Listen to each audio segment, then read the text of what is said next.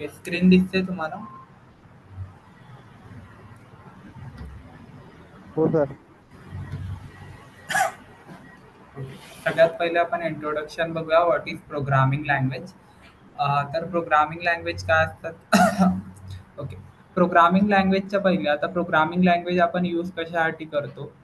तर ज्यावेळेस आपल्याला ह्युमन टू मशीन कम्युनिकेशन करायचं असतं त्यावेळेस आपण आपण प्रोग्रामिंग लँग्वेजचा यूज करतो. जसं आपल्याला ह्युमन टू ह्युमन कम्युनिकेशन करायचं असेल त्यावेळेस आपण लँग्वेजेस यूज करतो. लँग्वेजेसमध्ये आपण हिंदी, इंग्लिश, मराठी ह्या लँग्वेजेस आपण यूज करतो जेव्हा आपल्याला ह्युमन टू ह्युमन कम्युनिकेशन करायचं असेल. But what is computer programming language? Computer programming लँग्वेजचा आपण यूज कशासाठी करतो? ज्यावेळेस आपल्याला ह्युमन टू मशीन कम्युनिकेशन करायचं असेल त्यावेळेस आपण प्रोग्रामिंग लँग्वेजचा यूज करतो. आता आपल्या लँग्वेजमध्ये जसे टाईप्स आहेत, हिंदी, इंग्लिश, मराठी, तसेच कम्प्युटर प्रोग्रामिंग लँग्वेजमध्ये सुद्धा बरेच वेगवेगळे टाईप्स आहेत. सी आहे, सी प्लस प्लस आहे, जावा आहे, पायथॉन आहे, या सगळ्या प्रोग्रामिंग लँग्वेजचा आपण यूज करतो. आता प्रोग्रामिंग लँग्वेज म्हणजे काय? प्रोग्रामिंग लँग्वेज म्हणजे सेट ऑफ इन्स्ट्रक्शन. म्हणजे आपण काय करू शकतो, कम्प्युटरला इथे इन्स्ट्रक्शन देऊ शकतो. मग जे काही आपण इन्स्ट्रक्शन कम्प्युटरला देतोय, जर आपण आपल्या भाषेत जर एखादी कम्प्युटरला इन्स्ट्रक्शन दिलं, त्याला ते समजणार आहे का? मराठी, हिंदीमध्ये किंवा इंग्लिशमध्ये जर मी कम्प्युटरला जर एखादी टास्क दिला, तर त्याला ते नाही समजणार. त्याला कुठली लँग्वेज समजते? कम्प्युटरला फक्त आणि फक्त बायनरी लँग्वेज समजते. बायनरी लँग्वेज म्हणजे 0 अँड 1. कम्प्युटरला फक्त हे 2च डिजिट समजत असतात. मग जो काही आपण सोर्स कोड राईट करतोय सी मध्ये किंवा सी प्लस प्लस मध्ये, आपण जो काही सोर्स कोड राईट करतो, कुठल्याही प्रोग्रामिंग लँग्वेजमध्ये जो सोर्स कोड आपण राईट करतोय, तो सोर्स कोड आपला कंपाईल केल्यानंतर तो काय होतो? कन्वर्ट होतो मशीन कोडमध्ये. मशीन कोडमध्ये कन्वर्ट झाल्यानंतर मग आपल्याला तिथे कम्प्युटर प्लॅटफॉर्मवरती आउटपुट भेटतं.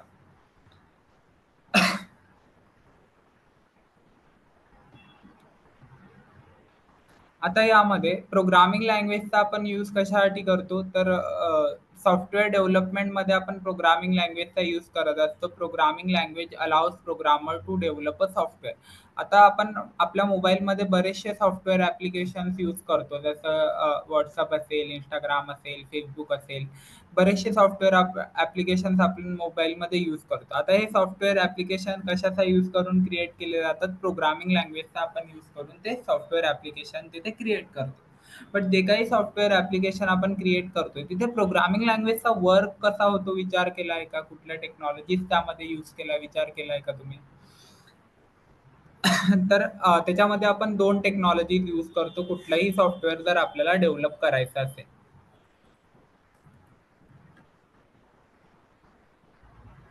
तर कुठल्या कुठल्या 2 टेक्नॉलॉजीज आपण यूज करतो त्या आहे, एक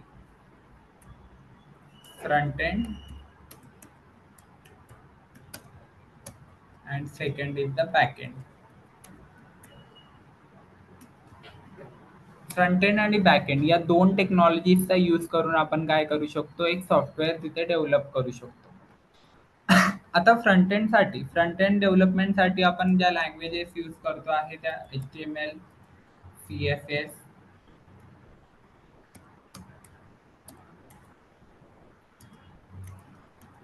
जावास्क्रिप्ट,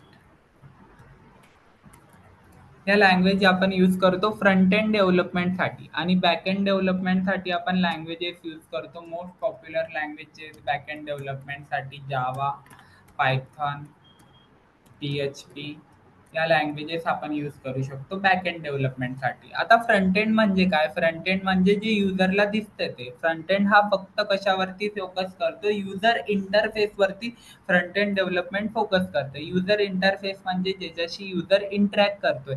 आता आपण WhatsApp यूज करतो. जे काही आपल्याला स्क्रीनवर दिसतंय, जे काही आपल्याला स्क्रीनवर व्हिजिबल आहे, तो आहे पूर्ण फ्रंट एंड पार्ट.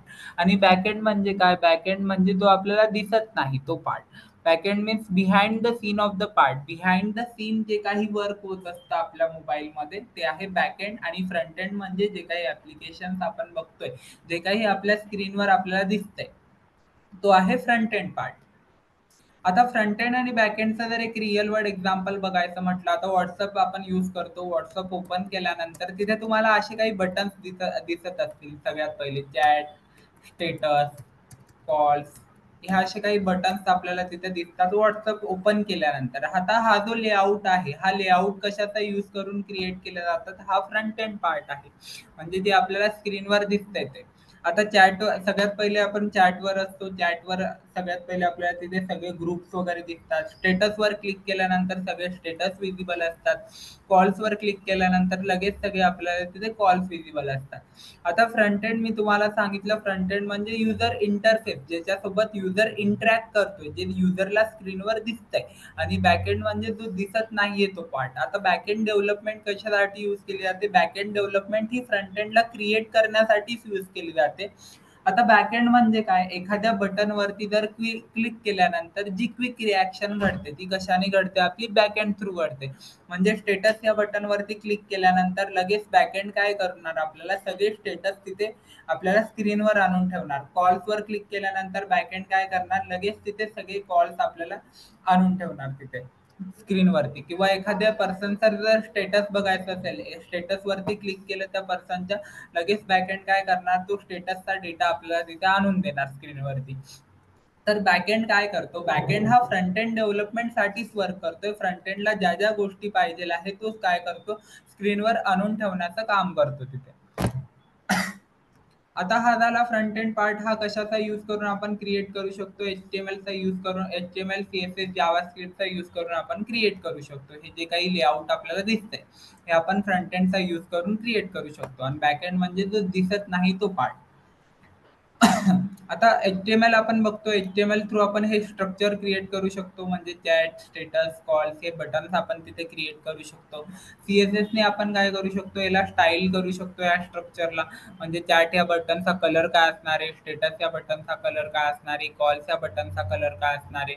आणि जावास्क्रिप्ट काय करतोय? जावास्क्रिप्ट युजरला इनपुट प्रोव्हाइड करण्याचं काम करतोय तिथे.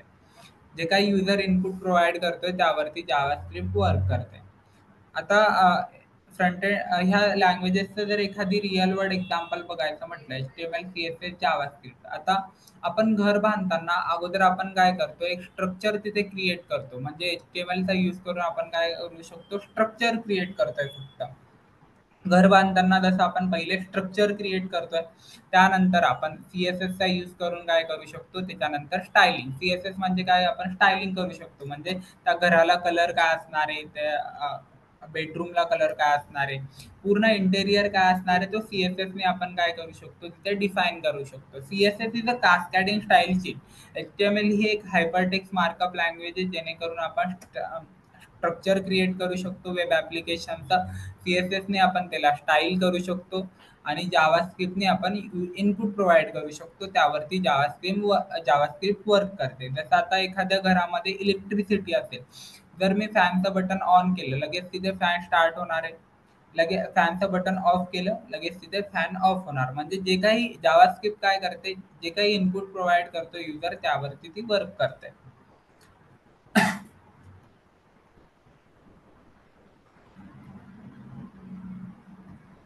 ओके. तर प्रोग्रामिंग लँग्वेजचा यूज करून आपण सॉफ्टवेअर डेव्हलप करू शकतो. दोन टेक्नॉलॉजीज आपण बघितल्या, कुठल्या कुठल्या? फ्रंट एंड आणि बॅक एंड. या दोन टेक्नॉलॉजीजचा यूज करून आपण एक कम्प्लीट सॉफ्टवेअर ॲप्लिकेशन तिथे क्रिएट करू शकतो. त्यानंतर प्रोग्रामिंग लँग्वेज कशा डेव्हलप होत गेल्या ते आपण बघूया. The two major families of languages are. दोन टाईपच्या प्रोग्रामिंग लँग्वेज आल्या. एक आहे low level programming language and second is the high level programming language. आता लो लेवल प्रोग्रामिंग लँग्वेज म्हणजे काय? लो लेवल प्रोग्रामिंग लँग्वेज म्हणजे सगळ्यात पहिले जी प्रोग्रामिंग लँग्वेज डेव्हलप झाली होती, ती प्रोग्रामिंग लँग्वेज होती low level programming language. Low level programming लँग्वेजमध्ये दोन टाईप्स आलेत. एक आहे machine language and second is the assembly language. आता मशीन लँग्वेज मी तुम्हाला आत्ताच सांगितलं की मशीन लँग्वेज जी आहे ती म्हणजे बायनरी लँग्वेज, जी कम्प्युटरला समजते. कम्प्युटरला कुठली लँग्वेज समजते? बायनरी लँग्वेज म्हणजे 0 अँड 1. मग लो लेवल प्रोग्रामिंग लँग्वेजमध्ये हे दोन टाईप्स होते, मशीन अँड असेंब्ली. आता मशीन म्हणजे काय? Machine language comprise of 1 and 0. Machine लँग्वेजमध्ये आपण फक्त 1 अँड 0चा यूज करून तिथे प्रोग्राम करत होतो. मग 1 अँड 0चा यूज करून एखादी प्रोग्राम करायचं म्हटलं, ती लँग्वेज आपल्याला तिथे डिफिकल्ट जाणार. कारण 1 अँड 0चा ही लँग्वेज कम्प्युटरला समजते. बायनरी लँग्वेज कम्प्युटरला समजते. जर एखादी कोड जर आपल्याला बायनरी लँग्वेजमध्ये करायचा म्हटला, सिंपल जरी ॲडिशनचा कोड आपल्याला बायनरी लँग्वेजमध्ये करायचा म्हटला, तर आपल्याला ती लँग्वेज समजणार आहे का? ती लँग्वेज आपल्याला नाही समजत. ती कॉम्प्युटरलाच समजते फक्त.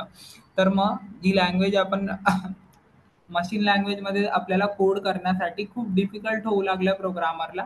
कारण तिथे फक्त 0 अँड 1चा यूज करून प्रोग्राम करायचा होता. आता जर मी तुम्हाला एखादी टास्क दिला, 2 नंबरची ॲडिशन करायची किंवा काही, तर 0 अँड 1चा यूज करून आपण तो कोड करू शकतो का? तिथे आपल्याला ती डिफिकल्ट जाणार कारण आपल्याला ती लँग्वेज समजत नाही. त्यानंतर जी प्रोग्रामिंग लँग्वेज आली असेंब्ली लँग्वेज. असेंब्ली लँग्वेज ही सुद्धा लो लेव्हल प्रोग्रामिंग लँग्वेजचाच टाइप आहे. आता लो लेव्हल लँग्वेजमध्ये ह्या 2 टाइप झाले होते. तर असेंब्ली मशीन लँग्वेज तर डिफिकल्ट होऊ लागली प्रोग्रामरला कारण तिथे फक्त 1 अँड 0चा यूज करायचा होता. त्यानंतर जी प्रोग्रामिंग लँग्वेज डेव्हलप झाली ती असेंब्ली लँग्वेज. असेंब्ली लँग्वेज म्हणजे काय? Assembly language are a step toward easier programming. आता असेंब्ली लँग्वेज जी आहे ती स्टेप टुवर्ड इझियर प्रोग्रामिंग म्हणजे मशीन लँग्वेजच्या कंपॅरिझनमध्ये असेंब्ली लँग्वेज जी आहे ती थोड्याफार प्रमाणात इझी झाली तिथे. बट असेंब्ली लँग्वेज जी आपण यूज करतोय, assembly language are comprise of set of elemental command which are tied to a specific processor. Assembly लँग्वेजमध्ये जो काही आपण कोड करतोय तो आपल्याला कमांडचा यूज करून कोड करायचा होता. म्हणजे मशीन लँग्वेजमध्ये जसं मी तुम्हाला सांगितलं 1 अँड 0चा यूज बायनरी लँग्वेज आपल्याला तिथे यूज करायची होती.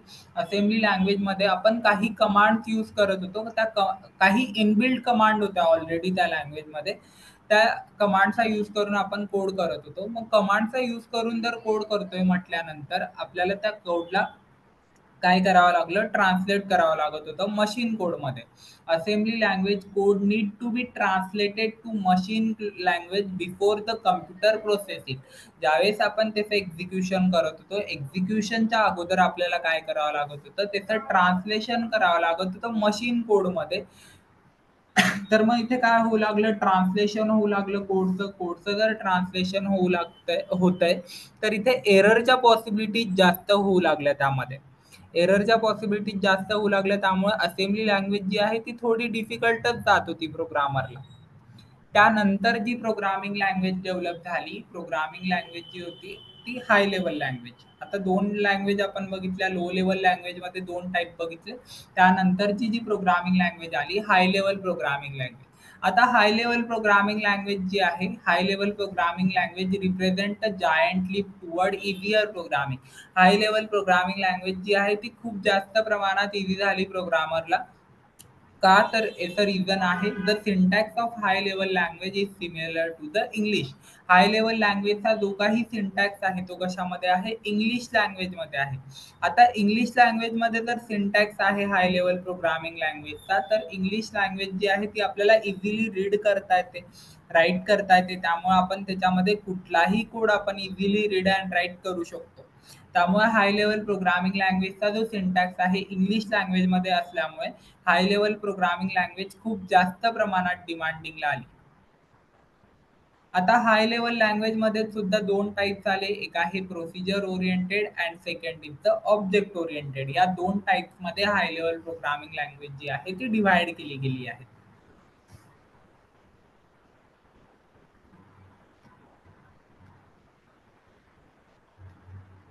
क्लिअर आहे हर्षित पर्यंत? Yes sir. Okay. Full stack डेव्हलपमेंटसाठी कुठल्या टेक्नॉलॉजीज यूज केल्या जातात? क्लिअर आहे. जसं मी आता तुम्हाला सांगितलं की सॉफ्टवेअर डेव्हलप करण्यासाठी आपल्याला 2 टेक्नॉलॉजीज यूज केल्या जातात, फ्रंट एंड आणि बॅक एंड. या 2 टेक्नॉलॉजीजचा यूज करून आपण प्रोग्रामिंग लँग्वेज तिथे सॉफ्टवेअर डेव्हलपमेंटमध्ये यूज होतात. त्याला आपण फुल स्टॅक डेव्हलपमेंट असं म्हणतो.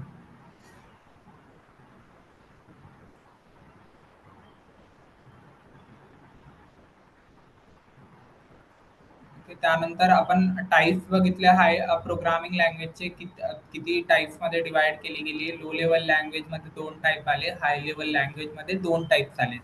त्यानंतर हाय लेव्हल प्रोग्रामिंग लँग्वेज काय आहे ते आपण बघितलं. आता हाय लेव्हल प्रोग्रामिंग लँग्वेजमध्ये जे 2 टाइप्स आले ते आपण बघूया. एक आहे procedure oriented programming language and second is the object oriented programming language. आता प्रोसिजर ओरिएंटेड प्रोग्रामिंग लँग्वेज म्हणजे काय? Procedure oriented language are characterized by sequential set of linear command.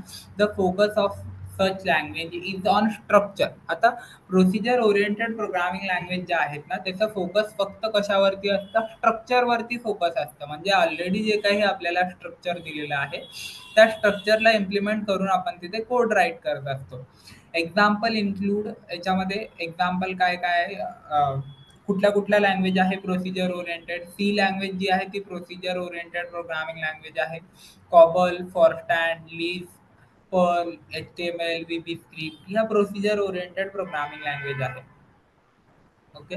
तर आता एचटीएमएल जर तुम्हाला लँग्वेज माहिती असेल, आता एचटीएमएल तुम्ही प्रोग्रामिंग लँग्वेज बद्दल थोडंफार जर तुम्हाला आयडिया असेल, तर एचटीएमएल लँग्वेजमध्ये एचटीएमएल लँग्वेजमध्ये आपण टॅगचा यूज करतो. टॅगचा यूज करतो जसं एचटीएमएल टॅगमध्ये आपण तिथे हेड टॅग असतो, त्याच्यामध्ये बॉडी टॅग असतो. हेड टॅगमध्ये टायटल आपण यूज करतो. बॉडी टॅगमध्ये आपला मेन कंटेंट असतो पूर्ण.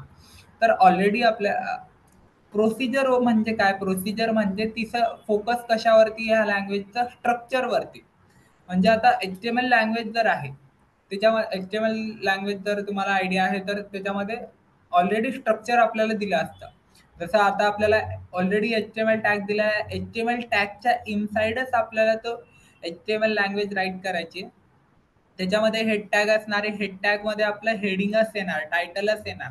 बॉडी टॅगमध्येच आपला कंटेंट येणार आहे तिथे. बॉडी टॅग जो काही कंटेंट आहे तो मी बॉडी टॅगच्या बाहेर राईट नाही करू शकत. तर जे काही स्ट्रक्चर मला ऑलरेडी दिलेले आहे ते मी फॉलो करतोय तिथे. तर त्या स्ट्रक्चरला फॉलो करूनच आपल्याला प्रोग्राम करायचा आहे. जसं आता सी लँग्वेज आहे. सी लँग्वेजमध्ये मेन फंक्शन असतं. मेन फंक्शन मधूनच आपण कोड राईट करणार. आता एचटीएमएल ही प्रोग्रामिंग लँग्वेज तर नाही, it is the hypertext markup language. पण ती पण एक प्रोसिजरच फॉलो करते, एक स्ट्रक्चरच फॉलो करते. जे स्ट्रक्चर दिले ते स्ट्रक्चरला इम्प्लिमेंट करूनच आपण तिथे कोड राईट करतो.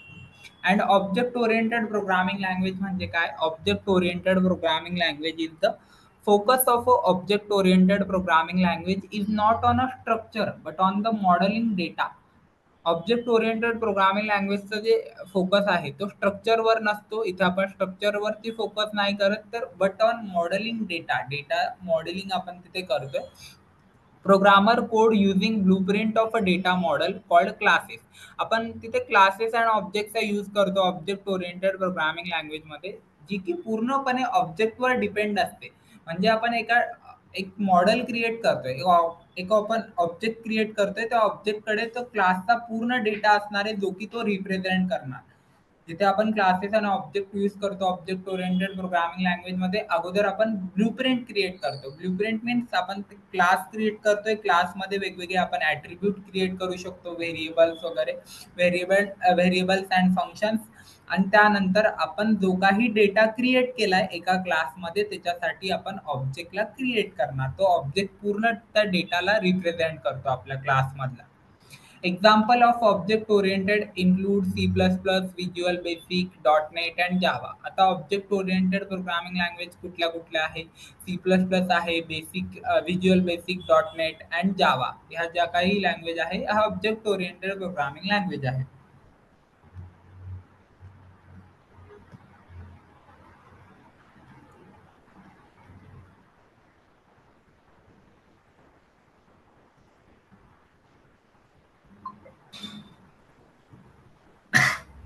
समजलं प्रोसिजर अँड ऑब्जेक्ट ओरिएंटेड मधला डिफरन्स हर्ष? हो सर. ओके. हे आपलं जस्ट डेमो सेशन होतं, ज्याच्यामध्ये आपण इंट्रोडक्शन बघितलं, व्हॉट इज प्रोग्रामिंग लँग्वेज, त्याच्यामध्ये प्रोग्रामिंग लँग्वेज कशा डेव्हलप होत गेल्या. अँड तुम्ही फुल स्टॅक डेव्हलपमेंटसाठी तर फुल स्टॅक काय असतं? फुल स्टॅक म्हणजे काय? फ्रंट एंड बॅक एंड या दोघंही टेक्नॉलॉजी जर एकत्र केल्या तर त्याला आपण फुल स्टॅक डेव्हलपमेंट असं म्हणतो. तर तुम्हाला काही डाऊट्स आहे आजच्या सेशनबद्दल, डेमो सेशनबद्दल कुठे?